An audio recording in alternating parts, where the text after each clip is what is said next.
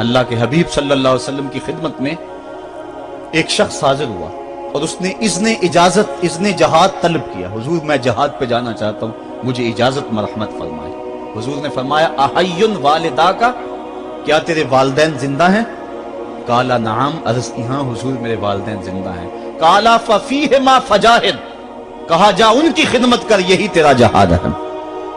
ماں باپ کو بلکتا ہوا چھوڑ جائے اور آپ جہاد پہ چلا جائے, ماں فالج میں گری ہوئی ہے اور بیٹا تبلیغی گشت پہ چلا جائے, باپ تڑپ رہا ہے اور بیٹا پیر کی چوکھٹ پہ جھاڑو دیتا پھرے, اللہ راضی نہیں ہوگا. میں سچ کہتا ہوں, اپنے بھی خفا مجھ سے ہیں, بیگانے بھی ناخوش, کہ میں زہر حلاحل کو کبھی کہہ نہ سکا کند. بات وہی کہتا ہوں, سمجھتا ہوں جسے حق. نئے ابلہ مسجد ہوں, نئے تہذیب کا فرزند. محمد عربی صلی اللہ علیہ وسلم سے بڑا پیر کون ہو سکتا ہے؟ لیکن حضرت وہ ویسے کرنی نہیں آ رہے. آقا کریم اپنے بٹن کھولتے ہیں اور کرن کی طرف, یمن کی طرف رخ کر کے لمبی سانسیں لیتے ہیں اور کہا میں رحمان کی خوشبو پا رہا ہوں. ایک دن صحابہ نے پوچھا, بندہ نواز جس کے لیے تڑپتے ہو, جس کی ٹھنڈی ہوائیں آپ کو آ رہی ہیں, وہ آپ کا بڑا پیار کرنے والا ہے. کہا ہاں میرے سے بڑی محبت کرتا ہے. تو کہا پھر اتنی محبت کرتا ہے تو یمن تو دور نہیں ہے, بلال حبش سے آ گیا, سلمان فارس سے آ گیا, سہیب روم سے آ گیا, اور وہ یہاں یمن سے نہیں آ سکا. فرمایا اس کی بوڑھی اور نابینا ماں ہے جس کی خدمت اس کو نہیں آنے دیتی. اللہ اکبر. اب حضرت اویس کرنی نہیں آئے لیکن خیر التابعین کہلائے. آئے نہیں لیکن حضور ان کی یاد میں تڑپ رہے. اللہ, بلکہ حضور نے فرمایا کہ کوئی جائے اویس بن عامر کو ملے, اور جب ملے تو اس کو کہنا میری امت کی بخشش کی دعا کرے. جو ماں باپ کی خدمت کرتا ہے اس سے ثابت ہوا اس کی دعائیں قبول ہوتی. میں نے ایک روایت میں پڑھا ہے کہ جو آدمی روزانہ اپنے والدین کے لیے دعا کرے, والدین زندہ ہوں تب بھی, والدین فوت ہو گئے ہوں تب بھی, یہ عادت بنا لے, روزانہ ماں باپ کے لیے دعا کرے, ساری زندگی اس کے رزق میں بے برکتی نہیں آئے گی, اللہ اس کو رزق کی فراوانی عطا کر دے گا. اور جو والدین کے لیے دعا نہیں کرتا اللہ تعالیٰ کی رحمتوں سے محروم ہو جاتا ہے. حضرت ابو ہریرہ رضی اللہ تعالیٰ عنہ جب بھی ہاتھ اٹھاتے تھے تو یہ دعا کرتے تھے, اللہم اغفر لأبی ہریرہ ولأمی ولمن استغفر لہما. اے اللہ ابو ہریرہ کو بخش دے, حضرت ابو ہریرہ کی ماں کو بخش دے, اور قیامت تک جو ہم دونوں کے لیے بخشش کی دعا کرے اس کو بھی بخش دے. حضرت امام محمد بن سیرین ایک بزرگ ہوئے تابعی, جب بھی دعا کرتے تھے یہ دعا ضرور کرتے تھے, اے اللہ ابو ہریرہ کی بخشش کر دے. کسی نے کہا کہ تمہیں ابو ہریرہ رضی اللہ تعالیٰ عنہ ان کی ماں سے بڑی ہمدردی ہے. کہا ان سے جو ہمدردی ہونی ہے وہ تو ہونی ہے. انہوں نے کہا ہوا ہے اے اللہ ابو ہریرہ اور ان کی ماں کو بخش دے, جو ان کے لیے دعا کرے اس کو بھی بخش دے. تو میں دعا کر کے اپنی بخشش پکی کر رہا ہوں. تو والدین کے لیے دعا کرنا اللہ کی رحمت کو دعوت دینا ہے. تو فرمایا کہ جاؤ اویس بن عامر کو جانا اور جا کے اس کو میری امت کے لیے دعا کا کہنا. حضرت سیدنا عمر فاروق حضرت علی المرتضیٰ گئے, جا کے ڈھونڈا, تلاش کیا, اویس بن عامر ملے, حضور کا سلام کہا, بس پھوٹ پھوٹ کے رونے لگے. کہا بتاؤ میرے رسول کے لبوں پہ میرا نام کیسے آیا تھا, حضور میرا جب تذکرہ کرتے تھے کیسے کرتے تھے. یہ درد دیکھا تو بولے کہ کیا آپ اتنی محبت رکھتے ہیں تو پھر ملنے کیوں نہیں آئے حضور کو, اتنا جو پیار رکھتے ہیں تو زیارت کرنے کیوں نہیں آئے. تو حضرت اویس کرنی نے بات کے رخ کو بدلا, کہا تم نے میرے رسول کو دیکھا, تم نے میرے رسول کی زیارت کی ہے. کہا ہاں ہم تو صبح و شام وہاں رہے ہیں. کہا پھر بتاؤ حضور کی یہ ابرو جڑے ہوئے تھے یا کھلے ہوئے تھے. اب دونوں حیران ہو گئے. کہا تم نے تو دیکھا, میں نے تو دیکھا نہیں, تم بتاؤ نا, پھر میں تو گیا نہیں, مجھے کہتے ہو گیا نہیں, تم بتاؤ حضور کے ابرو جڑے ہوئے تھے یا کھلے ہوئے تھے. حیران ہیں. کہا حضور آپ ہی بتلائیے. کہا کوئی دور سے دیکھتا تو جڑے ہوئے نظر آتے, قریب آ کے دیکھتا تو کھلے ہوئے نظر آتے. یہ وہ ہے جو ماں کی خدمت کرتا رہا اور حضور کے دربار میں حاضر نہیں ہو سکا, لیکن حاضری اس کی تھی, وہ جہاں بھی تھا وہ نبی کے قرب میں تھا. تو اس لیے ماں باپ کی خدمت اتنا بڑا وظیفہ ہے. حضرت بایزید بستامی کہتے ہیں میں نے حق معاف کروا لی اپنی ماں سے, کہ ماں تیرے حق ادا کروں یا اللہ کے حق ادا کروں, تو مجھے اپنے حق معاف کر دے, میں اللہ سے اپنے حق معاف کروا لیتا ہوں, اپنی اللہ کو راضی کر دیتا ہوں. جنگلوں میں گھومتے رہے, 12 سال بیت گئے. ایک دن دوبارہ آئے, بستام کی سمت سے گزرے, خیال آیا چلو ماں کو سلام کر جائیں. तहज्जुद का वक्त था, रात का वक्त था, दरवाजे पे खड़े रह गए कि मेरी माँ सोई होगी, मैंने कभी कोई खिदमत नहीं की माँ की, तो अब उठा के तकलीफ क्यों दूं। सारी रात खड़े रहे। जब तहज्जुद का वक्त गुजरा तो नाली से पानी आया, समझ गए कि मेरी माँ तहज्जुद के लिए उठी है। दरवाजे के करीब हो गए, माँ ने हाथ उठाए, कहा अल्लाह मेरा बेटा बा यजीद तेरी तलब में निकला हुआ है, मैंने उसे अपने हक माफ कर दिए, तू उसको अपना विसाल अता कर दे। हजरत बा यजीद दरवाजा खटखटाने लगे और माँ के कदमों में लिपट गए और रो के कहने लगे, जिस रब को मैं जंगलों में तलाश करता हूं वो तो रब मेरी माँ के पास है।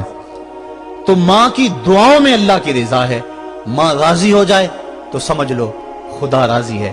अल्लाह ताला जल्ला शानहू ने इरशाद फरमाया, वक़दा रब्बुका अल्ला ताबुदू इल्ला इय्याहु, तेरे रब ने यह तय कर दिया है कि उसके अलावा किसी की पूजा नहीं करोगे।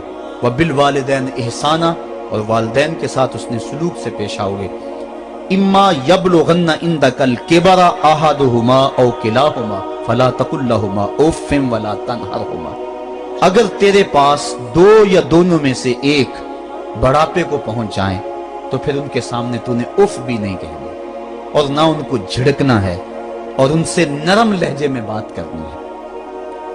जब माँ बाप जवान हो, बच्चों की जरूरियात पूरी कर रहे हैं, उनके तालीमी अखराजात और उनके मुआशी सारे मामलात दुरुस्त कर रहे हो, तो उस वक्त तो वालिदैन की बच्चे ताजीम करते ही हैं। इम्तिहान उस वक्त शुरू होता है जब माँ बाप बूढ़े हो जाते हैं और चलने फिरने की सख्त भी नहीं रहती, सिर्फ सांस की एक डोरी लटकी रहती है।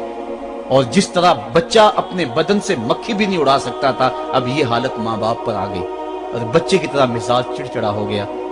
जमाने के हालात बदल गए, लेकिन माँ की पुरानी, बाप की वो पुरानी रवश है, वो उसी अंदाज में, उसी डगर में बात करता है। ये आजमाइश के दिन है, ये इम्तिहान के दिन है। अब देखना है वालिदैन की इस वक्त ताज़ीम कौन करता है। फरमाया इम्मा यबलुगन्ना इंदकल किबरा, अगर तेरे पास वो बढ़ापे को पहुंच जाएं, दोनों पहुंच जाएं, या तेरी खुशकिस्मती कि दोनों में से एक पहुंच जाएं या दोनों पहुंच जाएं, तो फिर उनकी तूने ताज़ीम करनी है। क्या, कैसे ताज़ीम करनी है?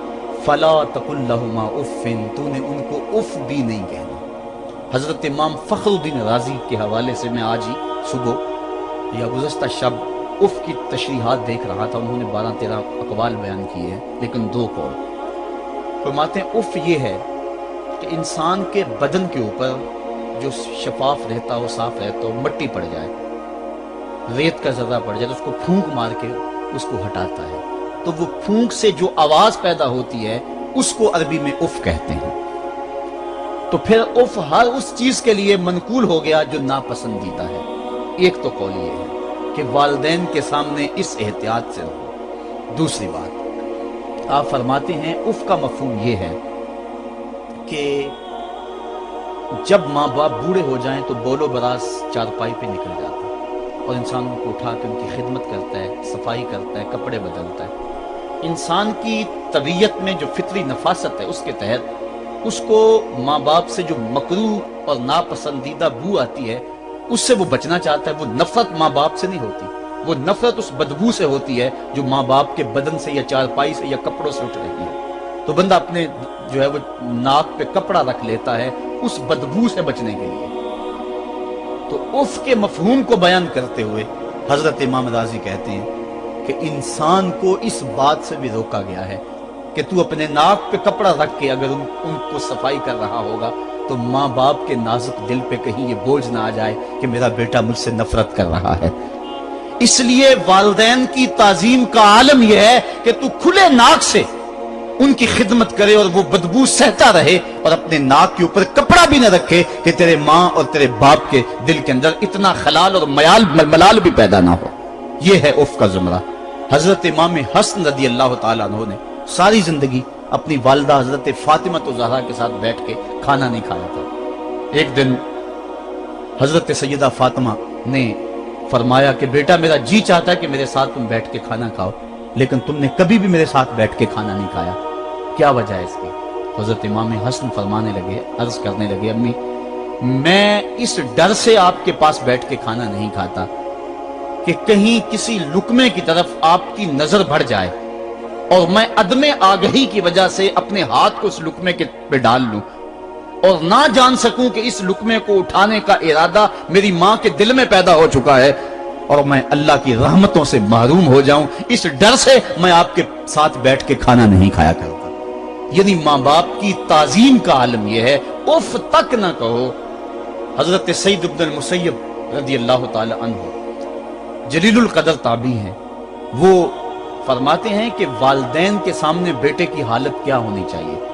तो फरमाते हैं जिस तरह भागा हुआ गुलाम पकड़ा जाए और उसको पकड़ के जो है वो आका के सामने पेश कर दिया जाए, तो उस भागे हुए गुलाम को पकड़ के जब आका के सामने पेश कर दिया जाए तो जो हालत उस गुलाम की होती है, बेटे की हालत ये मां बाप के सामने होनी चाहिए।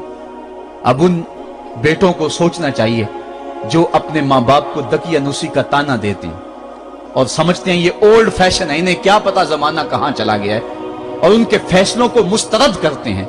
उलमा ने इस बात को तफसील के साथ बयान किया है कि शरीयत के जो कतई ज़ाब्ते हैं, उन ज़ाब्तों और उन कवानीन को और उन मामलात में तो वालिदैन की फर्माबरदारी नहीं होगी, अल्लाह की अगर मासियत होती हो, लेकिन जो मामले शक वाले हैं वहां मां बाप के कौल को तरजीह दी जाए। तो फरमाया उनके सामने उफ भी नहीं कहनी, वकुल लहुमा कौलन करीमा, और उनसे नरम लहजे में बात करनी है। वख्फिद लहुमा जनाह ज़ुल्ल मिनर रहमा, और उनसे बात और उनके लिए अपने बाजू बिछा लेने हैं नरम दिली की वजह से, नरमी की वजह से। जब जानवर जमीन की तरफ रुख करता है, ऊपर से नीचे की तरफ आता है तो अपने परों को सकेड़ लेता है, तो उसके लिए ये लफ्ज बोले जाते हैं वख्फिज लहुमा जनाह। तो अल्लाह ताला फरमाया जिस तरह वो जानवर इज्जत से अपने बाजू सकेड़ लेता है और फैलाता नहीं है, वालिदैन के सामने तेरी अकड़, तेरा उहदा, तेरा मनसब, तेरी शाने, तू बड़ा ऊंचा है, लोग तुझे सलूट करते हैं, तेरे हाथ चूमते हैं, तुझे सलाम करते हैं, ऊंची कुर्सियों पे तू बैठता है, लेकिन वो सब वहां छोड़ दे और माँ के कदमों में आजिज बन के बैठ जा, बाप के कदमों में आजिज बन के बैठ जा। वहां अपनी उस किसी चीज का लिहाज रख, परिंदा ऊपर कोड़े तो पर खोले, लेकिन जब नीचे आए तो परों को समेट ले। तेरा ओहदा, तेरा मनसब बाहर रहे, जब माँ बाप के पास आए उस वक्त तो मुअद्दब गुलाम की सूरत में अपने वालिदैन के सामने खड़ा। वकुल रब्बिरहमहुमा कमा रब्बयानी सगीरा, और अगला हक ये बयान फरमाया कि अल्लाह की बारगाह में अर्ज़ कराए, अल्लाह मेरी माँ पर भी और मेरे बाप पर भी रहम फरमा।